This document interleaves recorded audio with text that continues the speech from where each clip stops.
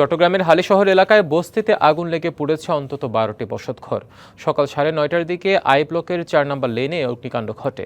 খবর পেয়ে ফায়ার সার্ভিসের 4টি ইউনিট ঘটনাস্থলে আসে এবং প্রায় 1.5 ঘন্টার চেষ্টায় আগুন নিয়ন্ত্রণে আসে। তবে কোনো হতাহতের ঘটনা ঘটেনি। স্থানীয়রা জানায় ঘটনায় প্রায় 12টি বসতঘরের আসবাবপত্র ও প্রয়োজনীয় জিনিসপত্র আগুনে পুড়ে গেছে। নিঃস্ব হয়ে খোলা আকাশের নিচে অবস্থান নিয়েছে ক্ষতিগ্রস্ত পরিবারগুলো। তবে কী পরিমাণ ক্ষয়ক্ষতি হয়েছে প্রাথমিকভাবে তা জানাতে পারেনি ফায়ার সার্ভিস। ধারণা করা হচ্ছে বাসাবাড়ির চুলা থেকেই আগুনের সূত্রপাত। রাঙামাটিতে ভাড়া বাসা থেকে পুলিশ কর্মকর্তার ঝুলন্ত মরদেহ উদ্ধার করা হয়েছে। নিহত সাজিদুল হক সদর পুলিশ ফাঁড়ির উপপরিদর্শক হিসেবে কর্মরত ছিলেন।